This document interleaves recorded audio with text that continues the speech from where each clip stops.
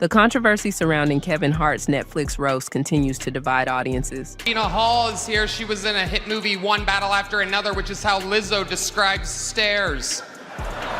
Cheryl Underwood, more like under a rock. Who even is this bitch? You look like a grape Laffy Taffy that went through the dryer. How have you been sitting next to me and playing drums the whole night? With many debating whether it was simply comedy or an example of crossing cultural boundaries for entertainment. The backlash largely stems from jokes made during the roast, particularly comments by comedian Tony Hinchcliffe that referenced George Floyd's death. Black community is so proud of you. Right now, George Floyd is looking up at us all, laughing so hard that he can't breathe. You know, Kevin, they told me not to mention your kids on this roast, but I must say, you did good. They've gotten so big, they now buckle Kevin up in the car seat. Many viewers were also upset by Kevin Hart's reaction, arguing that his laughter during certain moments appeared insensitive. On Mother's Day, Netflix had a Netflix is a Joke festival, whatever that is. And part of that Netflix is a Joke festival, they had the roast of Kevin Hart. I didn't know what this was. I didn't know what it was going to be. I didn't intend to watch it.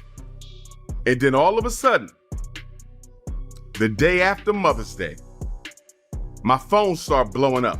My Instagram inbox blowing up. My WhatsApp, my email, you name it, is blowing up.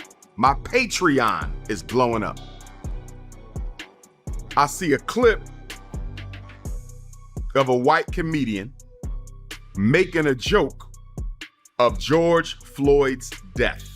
One of the loudest critics has been Dr. Umar Johnson, who released a lengthy response condemning both the roast and Hart's involvement. Umar argued that some jokes went beyond roasting Kevin Hart and instead targeted Black history and identity. He said, Kevin's ancestors came to America on a slave ship in a bottle. Kevin's ancestors came to America in a slave ship in a bottle, Art.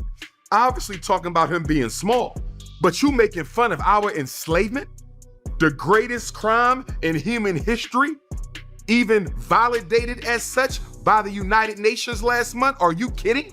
You're gonna make fun about the enslavement of my ancestors and you're gonna pass it off as comedy. Art, this was not comedy. This was a public execution of the honor, self-respect, and integrity of Black America, and we not going for it. George Floyd is looking up at us and laughing so hard that he can't breathe.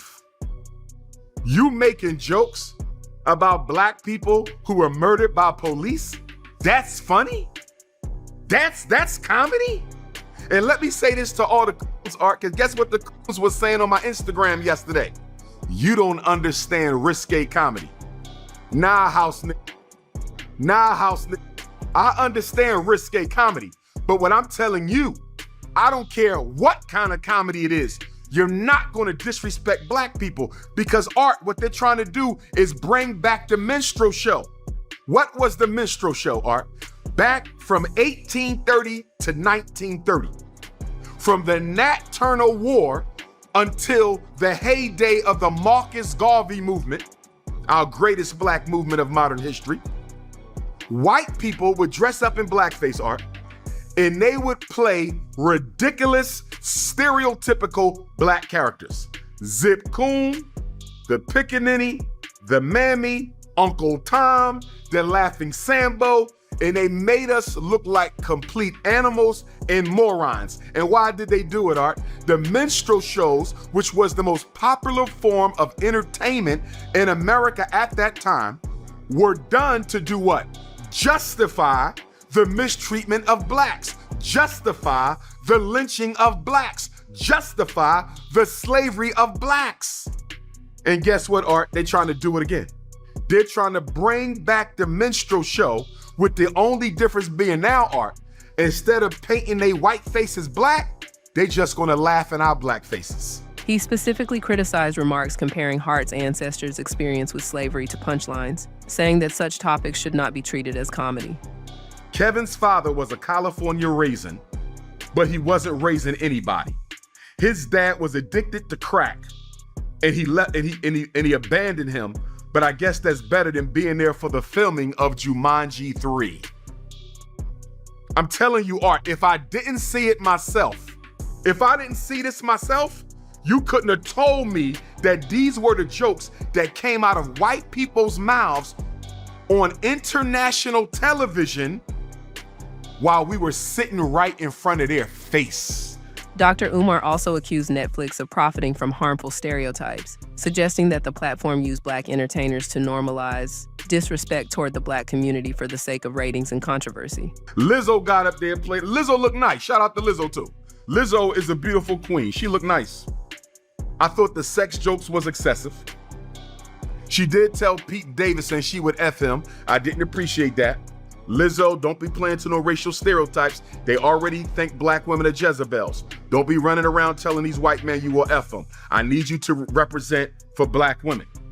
And this is when Shane did it.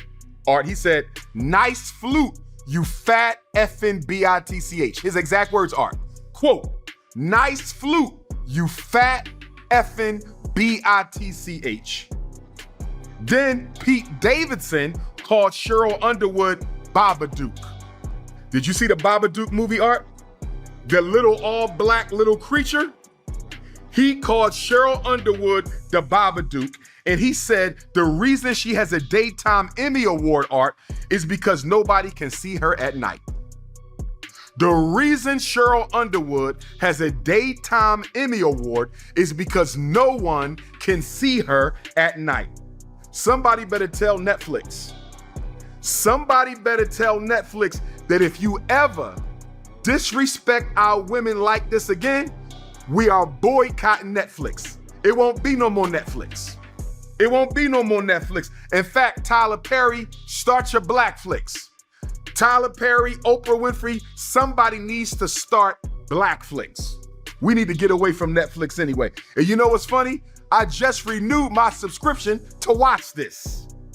However, Kevin Hart's friends and longtime collaborators, including members of the Plastic Cup Boys, pushed back against Umar's criticism. One thing to roast the people that's there. It's one thing to roast the people that may be in the audience there.